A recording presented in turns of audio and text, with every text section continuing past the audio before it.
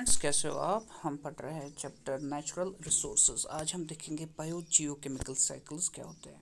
अब देखो, जो ज़मीन पे चाहे बायोटिक कंपोनेंट्स है, जैसे लिविंग बींग्स है, प्लांट्स है, एनिमल्स है, और एबायोटिक कंपोनेंट्स है, नॉन लिविंग थिंग्स है, तो जब उनकी इंटरेक्शन हो जाती है कॉन्स्टेंटली बायोस्फीयर में, तो वो उसको बनाती है एक डायनामिक और स्टेबल सिस्टम। और ये इंटरेक्शन क्या करती है, consist of transfer of matter and energy between the different components of biosphere. ठीक है, तो एबायोटिक से बायोटिक, बायोटिक से एबायोटिक। ठीक है, तो ये ट्रांसफ़र कंटिन्यूसली होती है, कॉन्स्टेंटली होती है इन दो कंपोनेंट्स के दरमियान, एबायोटिक और बायोटिक। बायोटिक क्या होता है, लिविंग, एबायोटिक होता है नॉन लिविंग। नाउ अब हम देखेंगे कुछ प्रोसेसेस जो इन्वॉल्व होती है इन मेंटेनेंस ऑफ एबो बैलेंस। अब देखो, सबसे पहले हम देखेंगे वाटर साइकिल। आपने देखा होगा, बारिश पड़ती है, ठीक है, वो पानी कहाँ से आ जाता है, ऊपर से। ठीक है, देखो क्या होता है,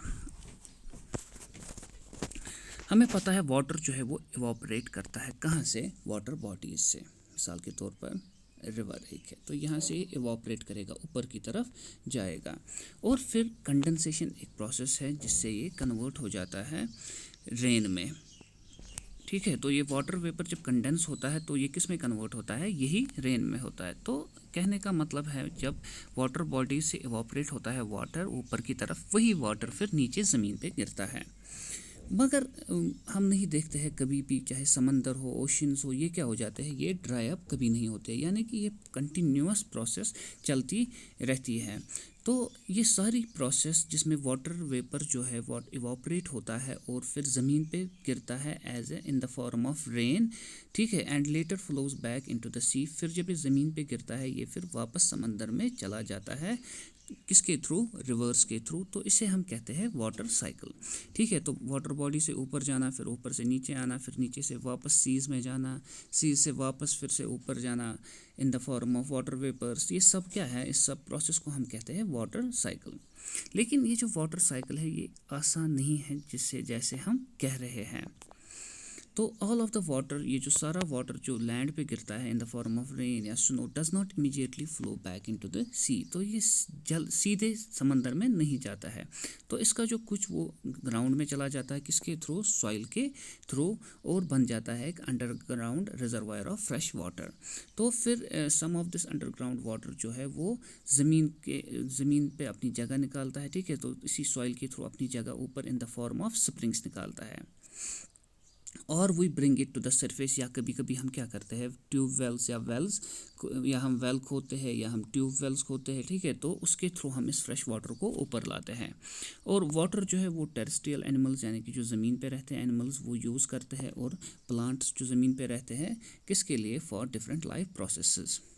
देखो क्या होता है, ये सरफेस वाटर है, एवापोरेट हो गया ऊपर। ठीक है, तो ये फिर रेन और स्नो में गिरता है in the form of rain और स्नो।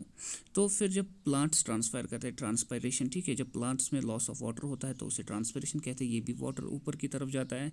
जब एनिमल्स रेस्पायरेशन करते हैं उस वक्त भी वाटर वेपर ऊपर की तरफ जाता है। ठीक है, तो कंटिन्यूसली ये वाटर वेपर क्या है, ऊपर। अब ज़्यादा इवापोरेशन कहाँ होती है, सरफेस वाटर के थ्रू। ठीक है, तो सबसे ज़्यादा फिर ये इन द फॉर्म ऑफ रेन और स्नो गिरता है। तो यही है वाटर साइकिल। ठीक है, ज़मीन से ऊपर, फिर ऊपर से नीचे ज़मीन पर। ठीक है, तो यहाँ नीचे ग्राउंड वाटर, देखो ग्राउंड वाटर भी कहाँ जाता है, ये भी इन एवापोरेट हो जाता है जब ये सरफेस वाटर में, क्योंकि ये जो ग्राउंड वाटर है इसे भी, ये भी कहीं ना कहीं से अपना रास्ता ढूंढ लेता है, या तो ये ऊपर आएगा। ठीक है, कैसे मैंने आपको समझाया था भी, in the form of wells, या तो ये स्प्रिंग्स के थ्रू ऊपर आएगा, या हम कभी कभी ट्यूबवेल खोदते हैं उसके थ्रू ऊपर आ जाता है। तो कहने का मतलब है ये कंटिन्यूअस प्रोसेस चलता है, यानी कि वाटर ऊपर चला जाता है in the form of water vapours, फिर in the form of rain और स्नो ये नीचे चला जाता है। अब क्या क्या प्रोसेस होती है, वो डिफरेंट प्रोसेस यहाँ मैंने आपको समझाई। तो ये जो नीचे वाटर होता है सरफेस पे, यही जाके ऊपर आता है, फिर यही एक साइकिल जैसा बनाता है, इसीलिए हम इसको कहते हैं वाटर साइकिल।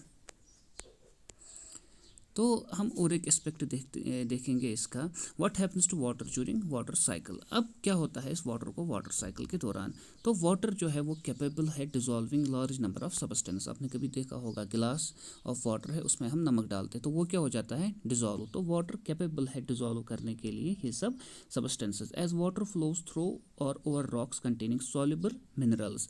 अब जब वाटर फ्लो करता है ओवर द रॉक्स, तो कुछ जिनमें मिनरल्स होते हैं, सॉल्युबल मिनरल्स होते हैं, तो कुछ उनमें से डिजॉल्व हो जाते हैं किसमें, इन द वाटर। तो rivers carry many nutrients from land to sea. तो रिवर्स जो है वो न्यूट्रिएंट्स ले जाते हैं कहाँ से, लैंड से सी में। And these are used by, फिर यही न्यूट्रिएंट्स कौन यूज़ करते हैं, मैरीन ऑर्गेनिजम्स जो समंदर में रहते हैं। तो ये था वाटर साइकिल। इंशाल्लाह हम कल नाइट्रोजन साइकिल पढ़ेंगे नेक्स्ट लेक्चर में, तो अच्छे से पढ़ना है।